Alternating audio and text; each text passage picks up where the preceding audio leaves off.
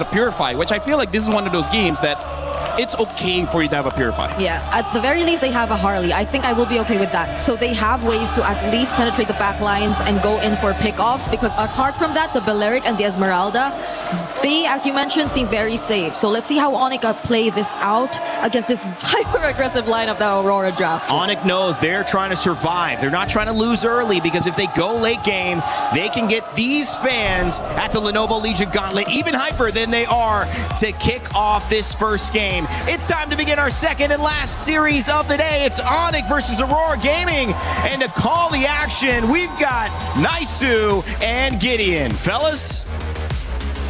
Thank you so much, Rain Day. Welcome, everybody. The series that everybody has been anticipating for. It's Aurora facing off against Onic in a best of 5. Everybody's had their opinions of Onic, but everybody has seen Aurora as a legitimate threat to the throne.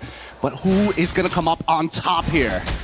Man, you know, today and the past couple days have been a whole lot of sweep action that we've seen, and hopefully this one goes the distance here, because you know, moving forward, semifinals next, you want to go ahead and see them bring it the distance, and the drafts will have the distance for Aurora. I mean, the Louis Yi pick has only been brought up, what, one time?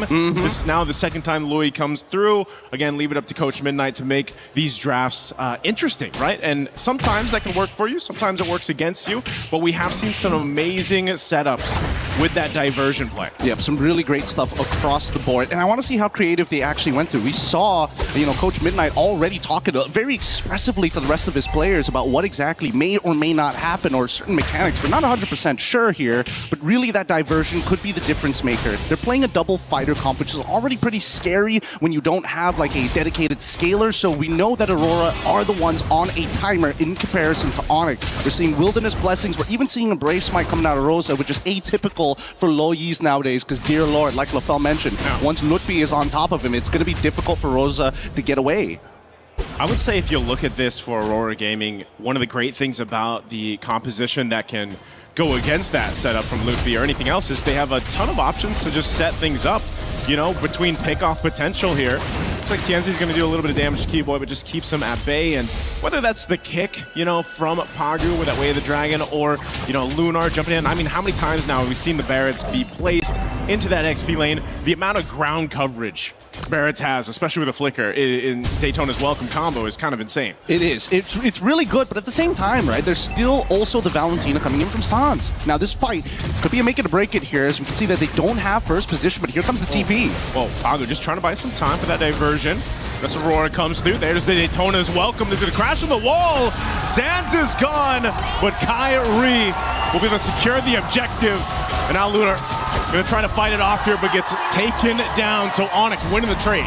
Really nice trade so far. It's a little sad for Lunar, but somebody has to take the damage, right? Really nicely played by Onic's side. This gives Kelra just a little bit of time to actually breathe for the moment. Let's let this replay one more time, right? Because Aurora understood one thing. We are going to fight for this neutral objective. Unfortunately, we don't have Pagu to actually open up the map any further. But at this point, trading out against them just isn't worth the time. We already got that one kill onto Sans. At this point, we just need to make sure that we're minimizing the losses, because unfortunately for Lunar, despite Lutfi eventually going to outscale him, he manipulates the waves really, really well.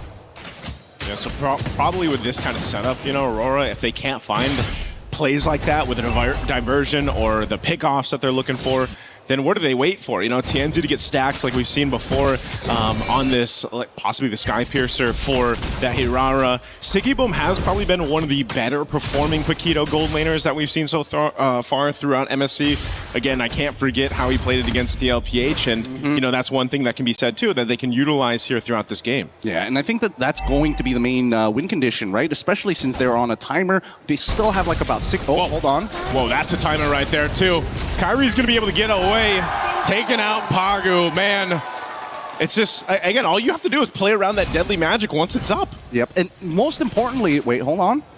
Gonna get a quick TP here just to open up the map and get a good idea of where TNZ might be looking to hide, knowing that the purple buff is going to spawn in about 12 seconds. This next neutral objective is going to be difficult to contest for. Lukby has so much of an advantage against Lunar because of the previous interaction by Turtle side, so I think this should be a no contest overall, but that depends on what Aurora is going to do with this, because I'm seeing members making their way up towards this top side, and Kelra, he's only got the Purify, so once BMI is down, he's sort of a sitting duck. They just want to go ahead and trade it out, right? Objective for potential play across the map. Oh, delivery service? Yep.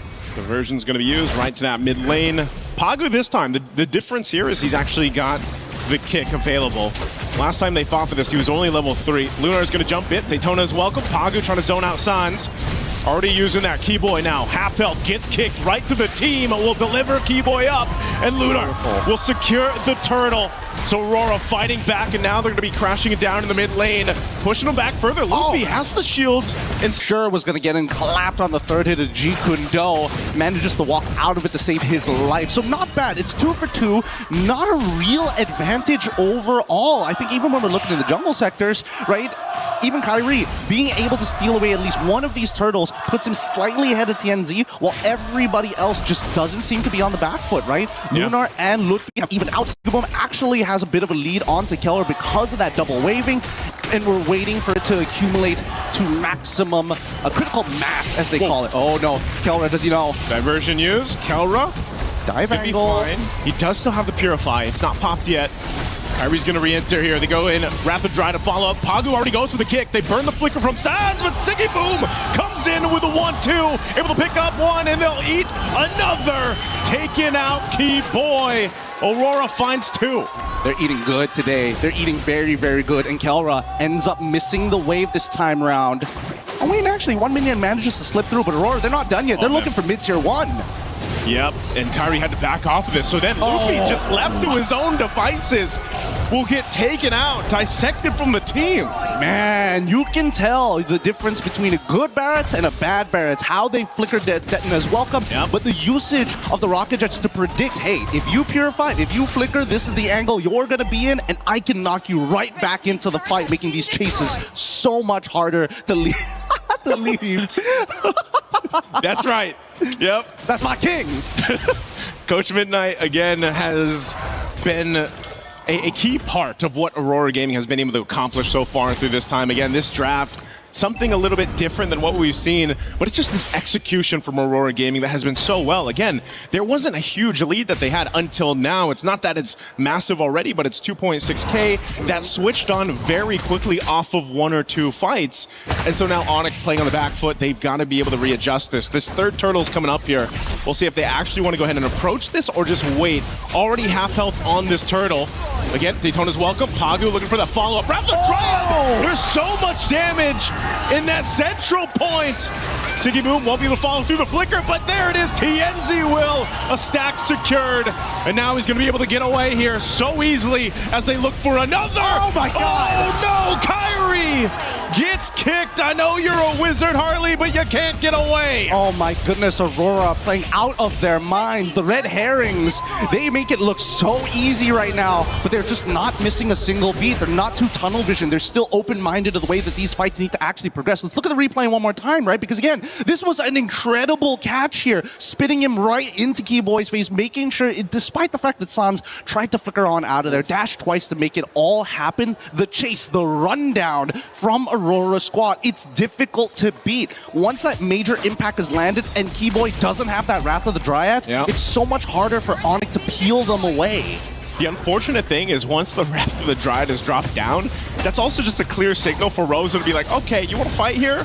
I'm just going to go ahead and get these yin-yang interactions procced off, you know, and pump out enough damage. Everyone's centered around that Wrath of the Dryad setup anyway from Keyboy that the Luigi pick is actually a great counter into that. And that's the thing. It's about finding the anchors here. So far, Rosa has been generally untouched this entire game. And, you know, given the caliber of player, Rosa just doesn't seem to ever be out of position. And that's where Pagu comes in saying, I'm willing to die for the Thorn Queen every single time, if necessary, just to make sure that Rosa doesn't fall behind. On the opposite side, right, Onic doesn't necessarily have a dedicated anchor. When you are pulling backwards, who do you fall back to if not Sans? Yeah, that's why one of the things, again, if you look at what Onic can do here as they fall further behind, man. 7,000 gold deficit for Onic. You've got to play into the Claude, right? You've got to go ahead and let Kelra get to that point, but then even so, if you already have the Trinity, you walk into those team fights, it's going to be the same case where you're just overloaded with that damage, that front damage that Aurora has to play around with, and this Lord is going to go freely over to Aurora Gaming. Well, that's a really good point here. In just a little bit, Zipper, could you pull up the items? I mean, we need to know how far Kelra is from that Trinity as of right now. I think he should already be done with Golden Staff based on the total amount of gold the team has, but I'm not 100% sure. In the meantime, though, Sigaboom, this is probably the strongest he is going to be throughout the game. He legitimately can 1v1 Kyrie, Sans, and Kelra if they just walk into a bush, and I think that's the big fear for Aurora. Opening up the map, especially with Keyboy, he's died 3 times opening up the map and fighting for that space. It's just really hard to get back up for him.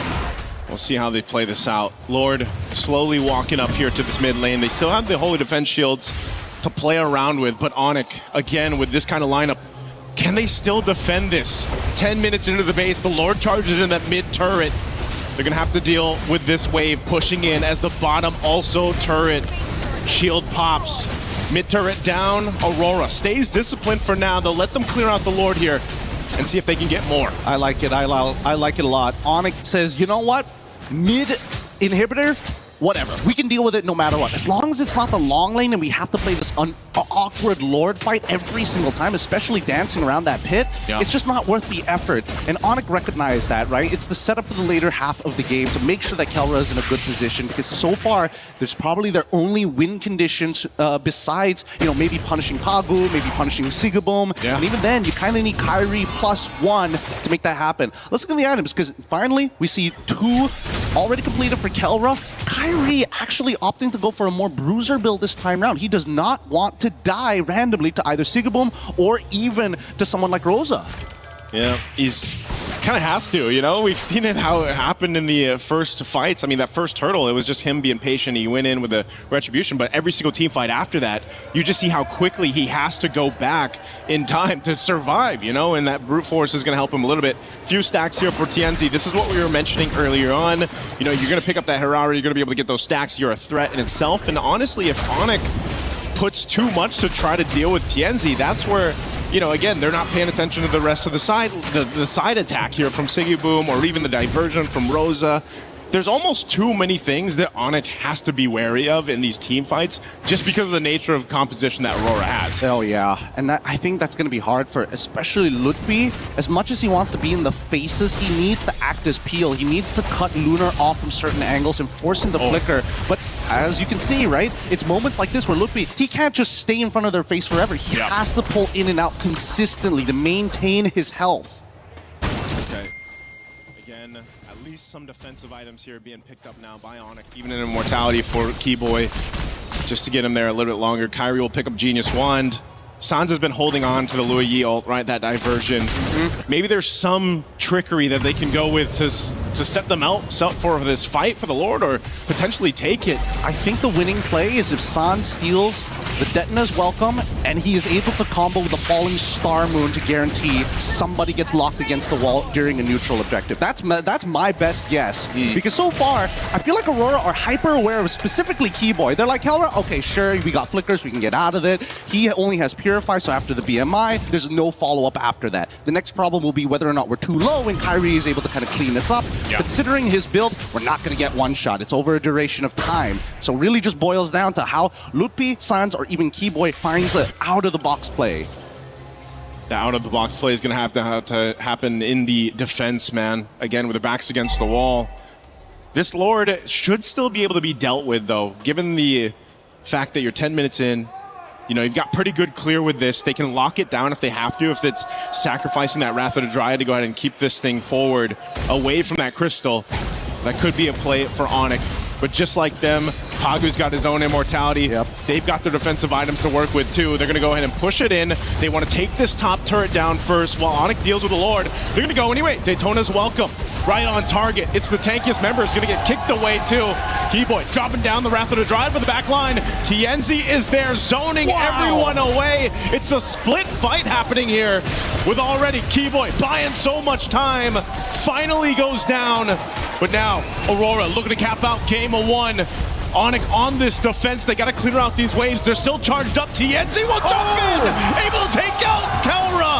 And that's going to be it for game 1. Onic facing a tough loss against Aurora Gaming. Beautifully played by TNZ. That's how you maintain your lead as Hirara. Just abuse the fact that a lot of her damage is directly tied not only to her items, but specifically